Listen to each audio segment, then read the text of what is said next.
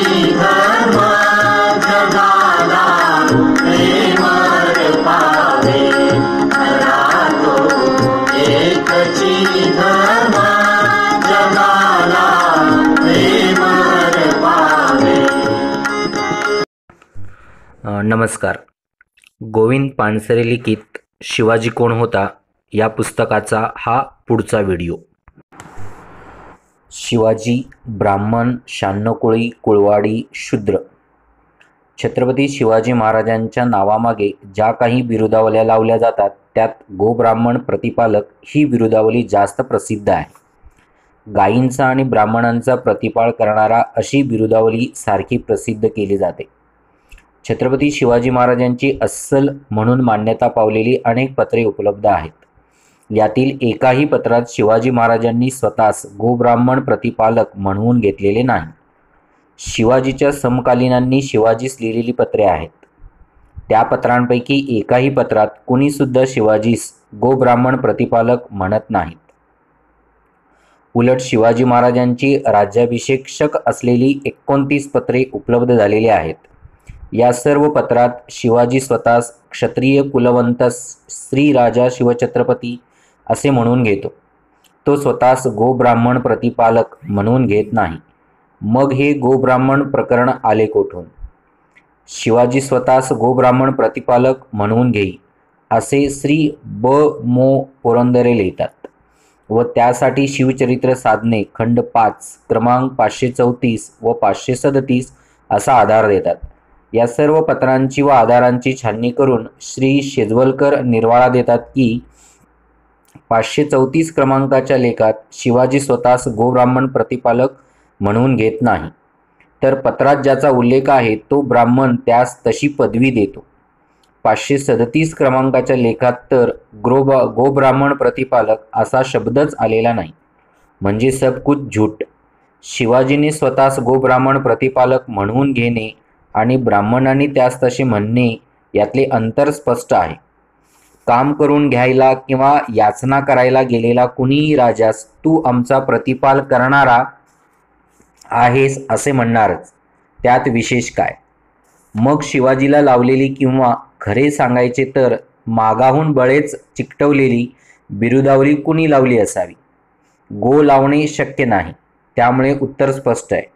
स्वतःचा कार्यभाग साधण्यासाठी इतिहासातील थोर पुरुषांनी आपल्याला सोयीचा अशी बिरुदावली लावल्यास फार तर हुशारी किंवा चलाकी केली असे म्हणता येईल।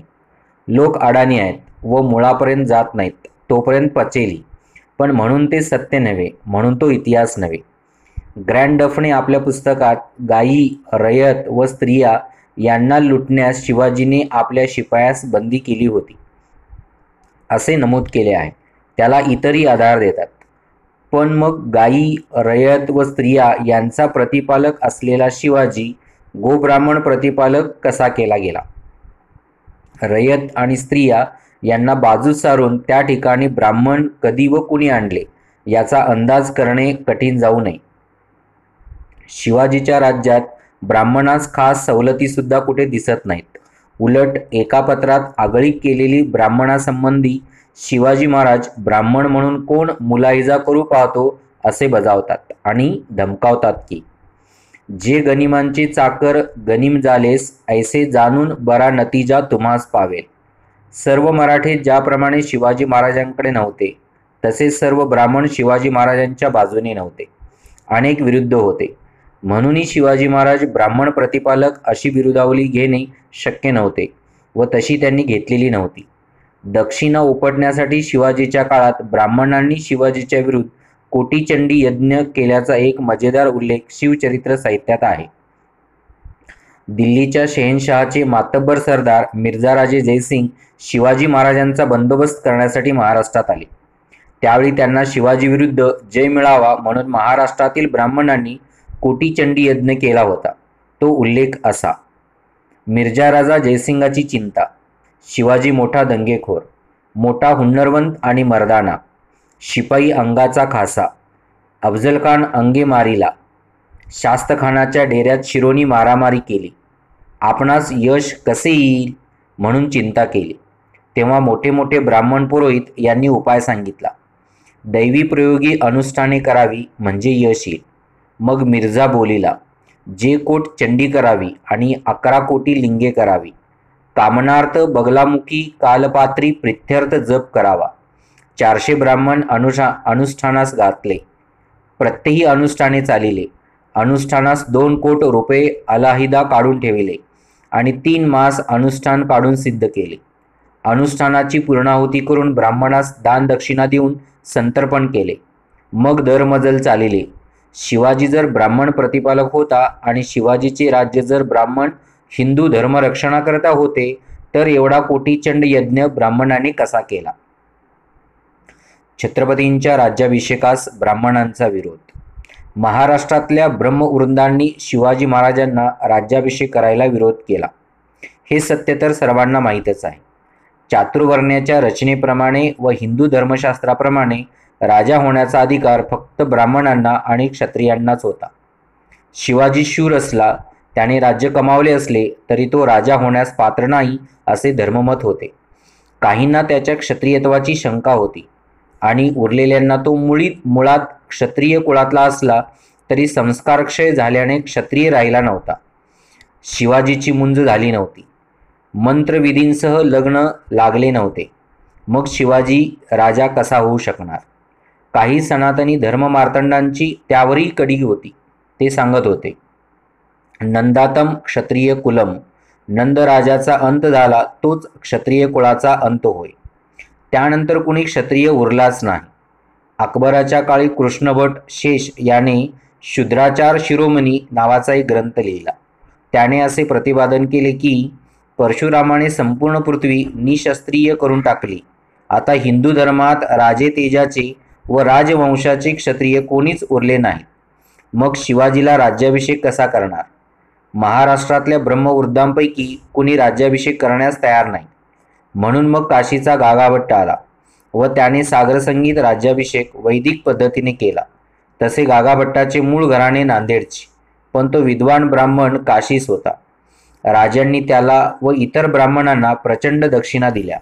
यात काही अतिशयोक्ती असेल, पण एक वर्णन असे आहे की गडावर राज्याभिषेक समयी राजांनी ब्राह्मणांना दक्षिणा म्हणून इतके सोने दिले की त्यांना ते गडावरून खाली आणता येईना. शिवाजीचे ब्राह्मण सहकारी. शिवाजी महाराजांच्या राज्याभिषेकाला महाराष्ट्रातल्या ब्राह्मणांनी विरोध केला होता. त्यावरून किंवा महाराष्ट्रातल्या ब्राह्मणांनी मिर्झाराजे जयसिंग यांना यश मिळावे म्हणून कोटीचंडी यज्ञ केला होता. त्यावरून महाराष्ट्रातले सर्व ब्राह्मण शिवाजीच्या विरुद्ध होते. असा कोणी निष्कर्ष काढला तर तो मात्र पूर्णतया चूक ठरेल. हा प्रश्न केवळ व्यक्तिगत या किंवा त्या ब्राह्मण समूहाचा नव्हता किंवा या किंवा त्या पुरोहिताचा नव्हता. प्रश्न मूळ चातुर्वर्ण धर्माचाच होता व आजही आहे. शूद्र हे प्रजापतीच्या पायापासून जन्माला आले. वरील तिन्ही वर्णांची सेवा करणे हे त्यांचे धर्मकर्तव्य आहे. त्यांना राजा होता येणार नाही अशी धर्माज्ञा आहे. राजा हा देवाचा अंश असतो आणि शूद्रात देवाचा अंश असणे शक्य नाही. म्हणून शूद्र राजा होऊ शकत नाही असा धर्माचा आग्रह आहे. मुसलमान राजा होऊ शकतो पण शूद्र होऊ शकत नाही अशी सनातन हिंदू धर्माची रीत आहे. म्हणून शिवाजी महाराजांच्या राज्याभिषेकाला धर्माचाच विरोध होता, नुसता ब्राह्मणांचा नव्हता. शिवाजीच्या स्वराज्य उद्योगात अनेक ब्राह्मण साथीदार होते. दादोजी कोंडदेव हा पुण्याच्या जागीरदाराचा कारभारी होता. मोरोपंत पिंगळे हे तर मुख्य प्रधान होते. मोरोपंत, अण्णाजी दत्तो व दत्ताजी त्रिंबक हे प्रधान तर होतेच, पण मोठे कुशल सेनानी होते. शिवाजीची आग्र्याहून सुटका करून घेण्याच्या रोमांचकारी घटनांना त्र्यंबकपंत डबीर आणि रघुनाथपंत कोरडे या महाराष्ट्रातील ब्राह्मणांनी आणि कृष्णाजी काशी व विसाजी या उत्तरेतील ब्राह्मणांनी मोलाची मदत केल्याची इतिहासाने नोंद केलेली आहे. तेव्हा प्रश्न नुसता ब्राह्मणांचा नव्हता तर सनातन हिंदू धर्माचा होता. त्या काळाच्या मर्यादांचा होता व या मर्यादा शिवाजींनी सुद्धा स्वीकारून मान्य केल्या होत्या. म्हणून सकृत दर्शनी आज हास्यास्पद दिसणाऱ्या गोष्टी त्या काळात घडल्या. संस्कारक्षय झाला वगैरे आक्षेपांना उत्तर म्हणून गागाभट्टाने शिवाजी महाराजांची मुंज 44व्या वर्षी केली. मंत्रविधींसह पुन्हा विवाह केला. दान दक्षिणा म्हणून लक्षावधी सुवर्ण मोहरांची उधळण करावी लागली आणि मग राज्याभिषेक झाला. हिंदू धर्मरक्षक म्हणून शिवाजीला बिरुदावली लावणाऱ्या आजच्या तमाम मतलबी धर्मांधांनी ही गोष्ट विसरू नये की याच हिंदू धर्माने व याच धर्माच्या रक्षकांनी शिवाजीला राज्याभिषेक करायला विरोध केला होता व 44व्या वर्षी मुंज आणि एकदा झालेला विवाह पुन्हा दुसऱ्यांदा करणे असल्या हास्यास्पद गोष्टी करविल्या होत्या. अर्थात हिंदू धर्म मानणाऱ्या शिवाजीला सुद्धा या काळाच्या आणि धर्माच्या मर्यादा होत्या. प्रत्येक थोर पुरुषाला काळाच्या मर्यादा असतात, परिस्थितीच्या मर्यादा असतात. तशा त्या शिवाजीला सुद्धा होत्या. गौरव करण्याच्या भरात तारतम्य सोडून काही वेळा शिवाजी महाराजांचा काळनिरपेक्ष गौरव केला जातो. शिवाजीचे राज्य धर्मनिरपेक्ष राज्य होते, शिवाजी खरा समाजवादी होता इत्यादी हास्यास्पद विधाने सुद्धा काही मंडळी करतात. अर्थात ते खरे नाही हे स्पष्ट आहे. सरंजामी समाजरचनेच्या काळात स्वतः एक राजा असलेला शिवाजी धर्मनिरपेक्ष असणे शक्य नव्हते, समाजवादी असणे शक्य नव्हते. शिवाजी त्याच्या समकालीनांपेक्षा किती लांब पल्ल्याचा विचार करी हे महत्त्वाचे. त्या परिस्थितीतही त्याने किती दूरदृष्टीचा विचार केला आणि त्या परिस्थितीतही त्याने किती प्रगतिशील पावले उचलली, राजा असूनही रयतेची कशी कदर केली हे महत्त्वाचे. शिवाजी महाराजांचा पहिला राज्याभिषेक रायगडावर शके 1596 ज्येष्ठ शुद्ध त्रयोदशीस म्हणजे 6 जून 1674 रोजी झाला. हे बहुतेक सर्वांना ठाऊक आहे. परंतु शिवाजीचा आणखी एक दुसरा राज्याभिषेक झाला होता. तो पहिल्या राज्याभिषेकानंतर लगेच साधारणतः 3 महिन्यांनी ललिता पंचमीच्या दिवशी म्हणजे अश्विन शुद्ध पंचमीस झाला होता. निश्चलपुरी गोसावी या नावाचा कुणी यजुर्वेदी तांत्रिक गोसावी होता. पहिल्या राज्याभिषेकानंतर तो शिवाजी महाराजांना भेटला. दरम्यान पहिल्या राज्याभिषेकानंतर 13 दिवसांनी शिवाजीची थोर आई जिजाबाई हिचे निधन झाले होते. शिवाजीचा सेनापती प्रतापराव गुर्जर लढाईत मारला गेला होता. शिवाजीची एक पत्नी काशीबाई मृत्यू पावल्या होत्या. या सर्व गोष्टी पहिला राज्याभिषेक करताना गागाभट्टांनी चुका केल्या म्हणून घडल्या असे या निश्चलपुरीचे म्हणणे होते. त्याने मुहूर्त बरोबर काढला नव्हता, उपदेवतांना संतुष्ट केले नव्हते, त्यांना बळीचे दान दिले नव्हते, त्यामुळे या आपत्ती ओढवल्या असे त्याचे म्हणणे होते. शिवाजी महाराज व त्यांचे सल्लागार हे धर्मयुद्ध व पापभिरू होते. त्या सर्वांना त्या काळातील जाणीवांच्या व ज्ञानाच्या मर्यादा होत्या. त्यांनी निश्चलपुरीचे म्हणणे मान्य केले आणि मग पुन्हा दुसरा राज्याभिषेक झाला. पुन्हा उरल्यासुऱ्या देवतांना यज्ञ करून व दाने देऊन संतुष्ट केले गेले. ब्राह्मणांना पुन्हा दक्षिणा देण्यात आल्या. एकाच व्यक्तीचे 2 राज्याभिषेक झाल्याचे कुठेच ऐकिवात नाही. अर्थात 2-2 राज्याभिषेक करून आणि 2-2 वेळा देवदेवता व ब्राह्मण पुरोहितांना संतुष्ट करूनही उपयोग झालेला दिसत नाही. राज्याभिषेकानंतर शिवाजी महाराजांना स्वतः जेमतेम 6 वर्षेच आयुष्य मिळाले व तसे ते अकालीच मृत्यू पावले. काळाच्या व तत्कालीन जाणीवांच्या मर्यादा लक्षात घेऊनच या 2 राज्याभिषेकांकडे पाहायचे एवढेच तात्पर्य. 96 कुळीवाल्यांचा शिवाजी विरोध. त्या काळी शिवाजी महाराजांना शूद्र किंवा हलक्या जातीचा समजणाऱ्यात महाराष्ट्रातील फक्त ब्राह्मणच होते असे नाही. स्वतःला क्षत्रिय म्हणविणारे 96 कुळीचे मराठे सरदारही शिवाजीचा राजा म्हणून सुरुवातीस हक्क मानत नव्हते. या अहमन्य कुळीत 96 नावे आहेत. अजूनही कर्मठपणाने जातीपाती पाहून सोयरसंबंध ठरवणारे आणि स्वतःला उच्च मराठे समजणारे भोसले आडनावाच्या मराठ्यांना हलके समजतात. त्या काळी जवळजवळ सर्वच 96 कुळीचे मराठे स्वतःस राजे म्हणवत. शिंदे राजे, मोरे राजे इत्यादी. त्यांची राज्ये नव्हती, पण ते स्वतःस राजे म्हणवत. नगर जिल्ह्यात व आजूबाजूस अजूनही जवळजवळ सर्व मराठे आणि इतर काहीसुद्धा स्वतःच्या आडनावापुढे पाटील लावतात. जसे लांडगे पाटील, कोल्हे पाटील, काळे पाटील, विखे पाटील इत्यादी इत्यादी सारेच पाटील. स्वतःला राजे म्हणवणारे तेव्हाचे 96 कुळीचे मराठे शिवाजीबरोबर कसे वागत याची एक कथा नमूद आहे. जावळीचे मोरे हे विजापूरशाहीचे एक सरदार होते. त्यांना राजे म्हणत. शिवाय त्यांना चंद्रराव ही पदवी होती.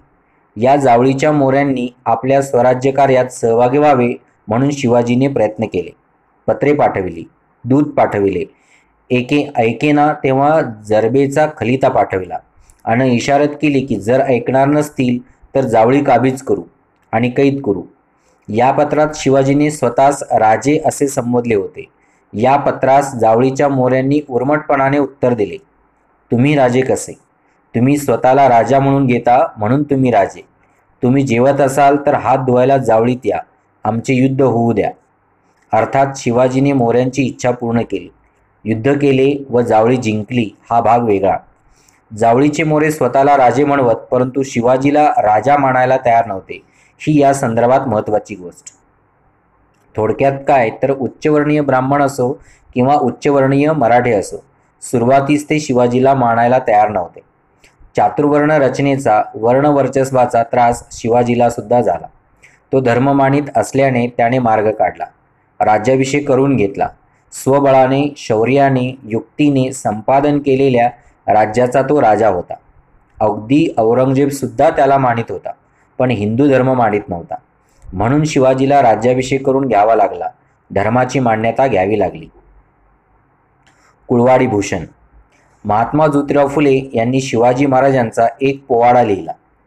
या पोवाड्यात सुरुवातीस ध्रुपदातच ते शिवाजीला कुळवाडी भूषण म्हणतात. पोवाड्याचा शेवट करताना ते म्हणतात, ज्योतिराव फुलेंनी गाईला पूत शूद्राचा. मतितार्थ असा की शिवाजी भोसला हा शूद्रांचा पुत्र होता, कुळवाडी होता. महात्मा फुले इतिहास संशोधक नव्हते किंवा इतिहासकार नव्हते. समतेचा पुरस्कार व प्रचार करणारे कर्ते सुधारक होते. त्यामुळे त्यांनी शिवाजीस असे म्हटले असेल असे म्हणून त्यांच्या पोवाड्याचा आधार दूर करता येणे शक्य आहे. परंतु संशोधकांतही याविषयी मतांतरे दिसतात. ते बिचकत बोलतात व लिहितात, पण अलग मते आहेत. शिवाजीच्या कुळाचा पूर्वेइतिहास. शिवाजी राजपूत असल्यासंबंधीचे अनेक उल्लेख आहेत व त्यांना वेगवेगळे आधारही आहेत. या सर्व आधारांचा अभ्यास केलेले म दत्तो वामन पोद्दार लिहून ठेवतात की पुढील काळातल्या अगदी शाहू महाराजांपूर्वीच्या प्रतिवृत्तात असे दिसते की बहुसंख्य घराणी सिसोदियांपैकी आहेत की नाहीत यासंबंधी उदयपूर येथून चौकशी करण्यात आली. त्याच्याही पूर्वी ते सिसोदिया आहेत की नाही याविषयी मतभेद होते. शिवाजी हा राजपूत होता आणि त्याचे भोसले घराणे राजपुतान्यातील सिसोदियापैकीच होते. याबद्दल माझ्या मनात शंका नाही. शहाजीच्या एका पत्रात तर आम्ही तो राजपूत असा उल्लेख आहे. त्यावरून हा मुद्दा अधिक स्पष्ट होतो. शिवाजी महाराज जन्माने क्षत्रिय होते की नाही हा मुद्दा निरर्थक आहे. शिवाजी क्षत्रिय होता, मी क्षत्रिय आहे म्हणून मी सुद्धा थोर आहे.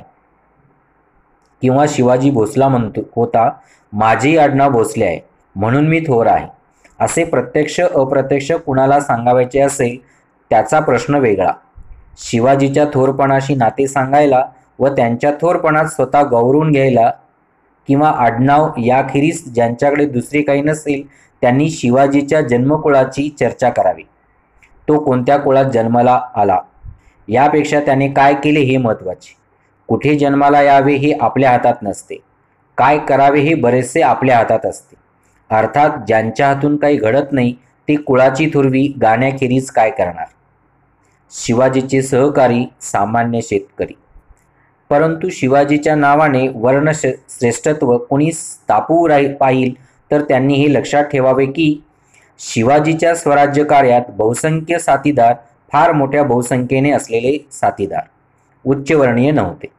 तसेच ते सरदार, जमीनदार, वतनदारही नव्हते, तर खालच्या म्हणून समजल्या गेलेल्या जातींचे व गोरगरीब शेतकरी होते.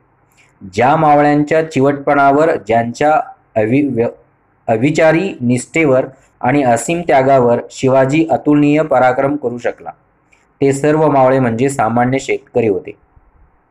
जुन्या वतनदारांनी, सरदारांनी सुरुवातीला शिवाजीला फारशी साथ दिली नाही, परंतु शिवाजीने छोटे मोठे नवे सेनानायक निर्माण केले. ते सर्व जन्माने सर्वसामान्य लोक होते व पराक्रमाने मोठे झाले. पन्हाळ्याच्या वेड्यातून निसटून जायला मदतकारक ठरला तो शिवा न्हावी होता. अफझलखानाच्या वधाच्या वेळी शिवाजीचा विश्वासू आणि चपळ लढवया म्हणून बरोबर गेलेला जीवा महाला हा सुद्धा जातीने न्हावी होता. त्याचे आडनाव संकपाळ. तो जावळी प्रांतातला मौजे कोंडिवलीचा. तो सुद्धा एक सर्वसामान्य रयत होता. शिवाजीच्या हेर खात्याचा प्रमुख बहिर्जी नाईक हा रामोशी जातीचा होता. प्रत्यक्ष शेती करून उपजीविका करणाऱ्या सर्वसामान्य कुणब्यांना शिवाजीने साथीला घेतले व राज्य स्थापले. शेती करणारा मराठा कुणबी हा परंपरेने शूद्रच समजला जाई. व्यक्तींच्या या उदाहरणाबरोबर समुदायांचे उल्लेखी इतिहासात आहेत. सभासदाच्या बकरीत एक नोंद आहे.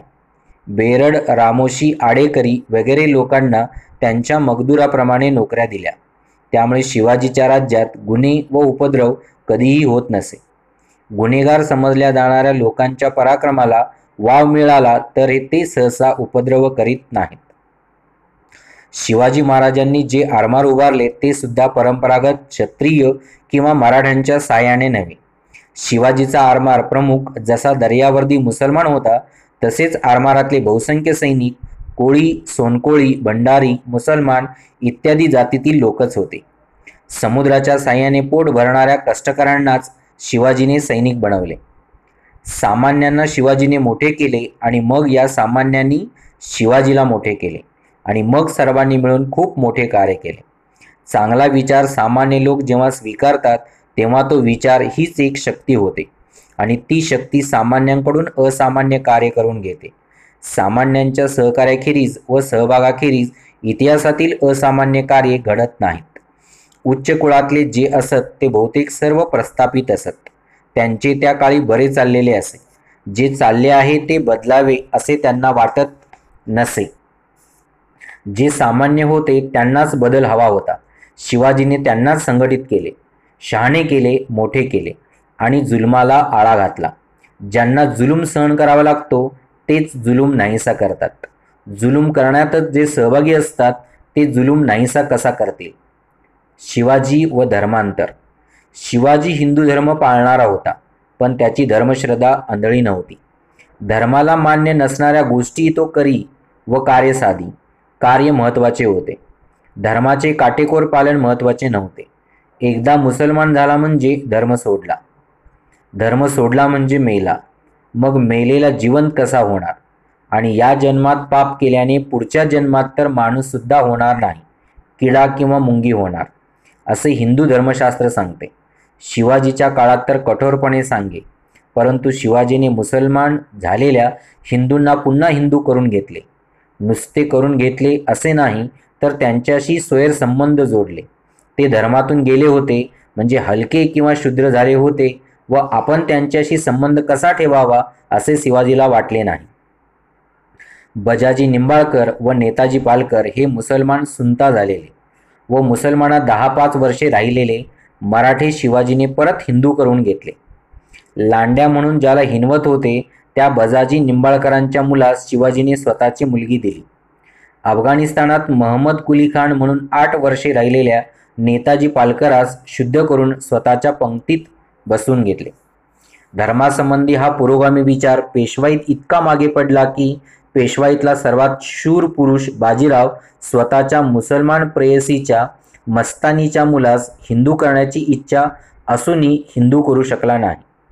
शमशेर बहादरास कृष्णसिंग करीन म्हणणाऱ्या बाजीरावास ते तर जमले नाहीच, उलट स्वतःलाच घराबाहेर पडावे लागले.